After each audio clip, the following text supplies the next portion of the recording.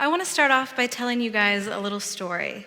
When I was 16 years old, I got myself this brand new navy blue slider phone. And the first thing that you do in 2007 when you get a new phone is you customize your ringtone, or at least that was the first thing that I always did. So one night, I was sitting with a friend, and we were scrolling through my iTunes whenever I came across a song that I'd heard before, and that was Cheater by Michael Jackson. And as I was listening to it, I thought, yes, this song is perfect. So I turned to my friend and I said, yes, this song is perfect. It's orange, it matches my blue phone perfectly. And confused, he said, wait, what do you mean it matches? And I honestly thought that he didn't understand complementary colors. So I began explaining to him that blue was on the opposite side of the color wheel to orange, meaning that they were complementary, and that meant that they looked nice together. And he instantly corrected me saying, yeah, no, I get that, but what do you mean the song is orange? And in the moment, I knew that something was off, but I honestly had no idea it had anything to do with me. How could someone not be seeing music as color? So I turned to my friends and family saying, hey, you guys see music as color too, right? And literally no one else did. Everyone was confused, I was super confused, and I honestly felt very, very alone. But fortunately, around that time, I was getting interested in neuroscience and psychology, and I happened to stumble into what was an explanation for what I was experiencing. And that was a neurological condition called synesthesia. So in synesthesia, your brain is essentially cross-wired, where one sensory or cognitive pathway leads to the automatic and involuntary response and another sensory or cognitive pathway. And this can manifest itself in many forms, from maybe tasting words to assigning personalities to different letters. And soon I found out that I actually had 3 variations. So the first is one of the most common varieties, and that is called grapheme color synesthesia. And in this form, every letter and every number that I experience essentially has a color code. So, for example, my M is always magenta, which is great because my name is MelissaMcCracken and I love magenta. My A is always light blue, and my 3 is always lime green. And this happens every time I read a book, every time I look at a sign, and every time I calculate a math formula, which is pretty much never anymore. My second form is called spatial sequence synesthesia.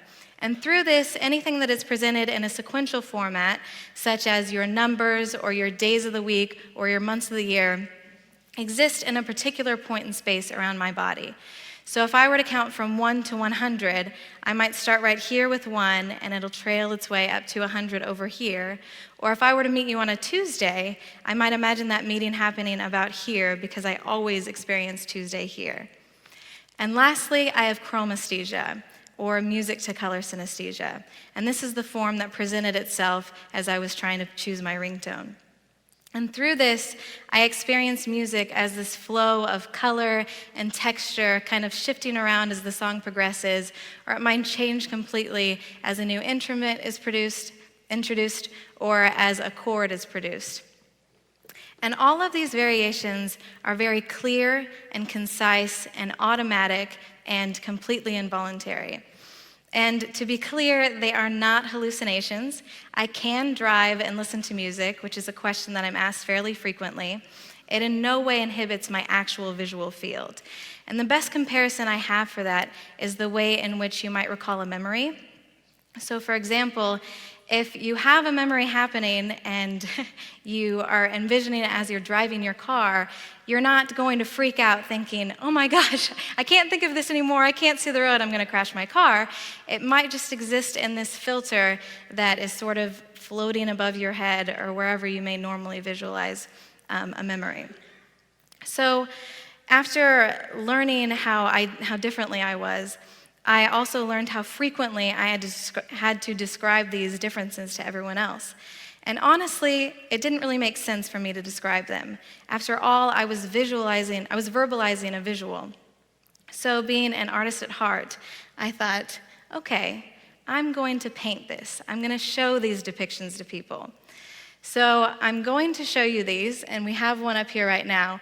But before I get into it, I need to explain to you how I actually show music in a tangible form And I do this by taking the 3 to 4 minutes that I see flowing along and bringing it into a concise two-dimensional image by incorporating the elements that I feel are most imperative and most important in representing the song as a whole.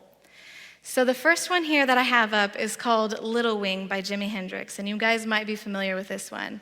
And this one's very, very near and dear to me because it's honestly one of my first memories of synesthesia and also one of my first paintings of synesthesia.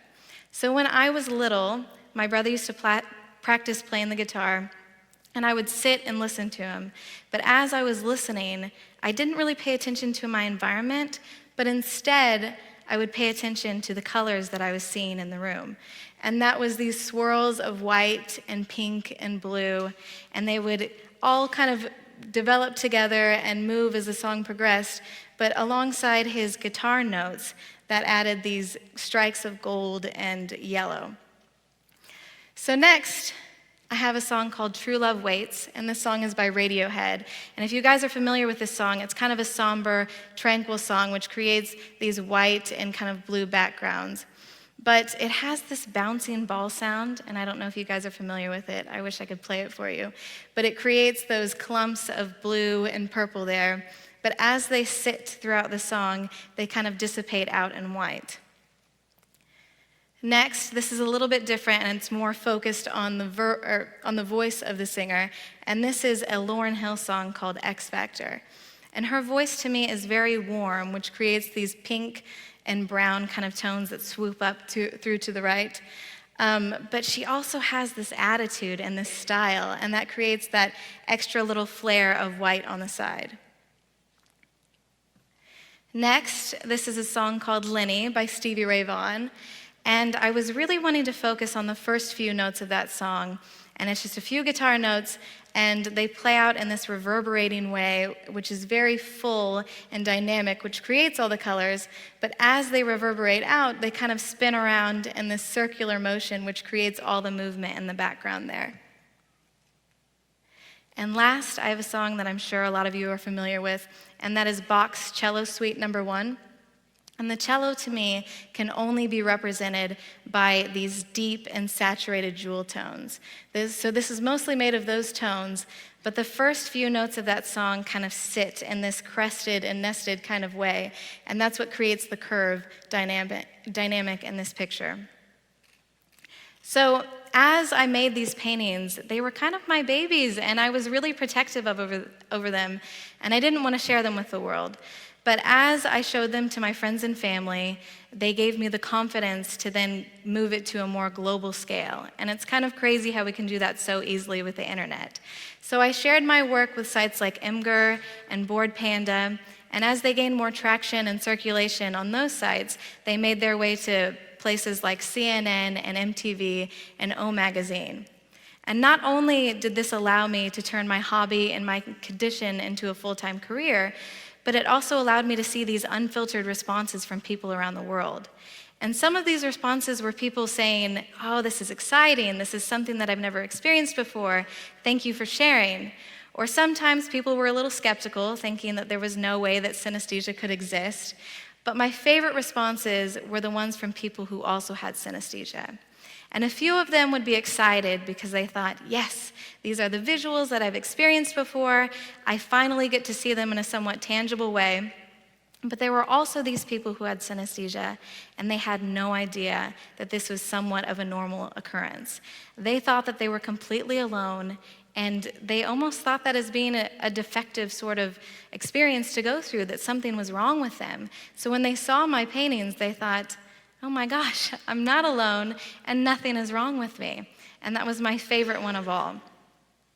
So as I went through all of this, from learning how I was different to sharing it with the world to turning it into a full-time career, I realized a lot of things. And one in particular is that from day one, we live our lives through one perspective, our own. Everything we encounter is filtered through this lens of our personal experiences, our relationships, our developed and adapted beliefs, our natural skills and shortcomings, and any other nuances that are specific to who we are as individuals. And as these dynamics kind of embed themselves into our lives' experiences, It makes it difficult to imagine a world in ways that we have not directly experienced. And of course, this can be a huge problem. Not only does it affect our ability to empathize, but it also removes us from an accurate assessment of who we are as unique individuals. So I would like for you guys to take the time to please explore who you are and share that with the world, because you 100% are way more unique than you imagine. You have thoughts and ideas floating through your mind that, although they seem very, very normal to you because you experience them day in and day out, they could be absolutely remarkable to the rest of the world and necessary for the rest of the world to hear. So share this with the world, because you have no idea if you might turn it into a career or use it as a tool for education or somewhere bring solace and relief to someone that feels alone. Thank you.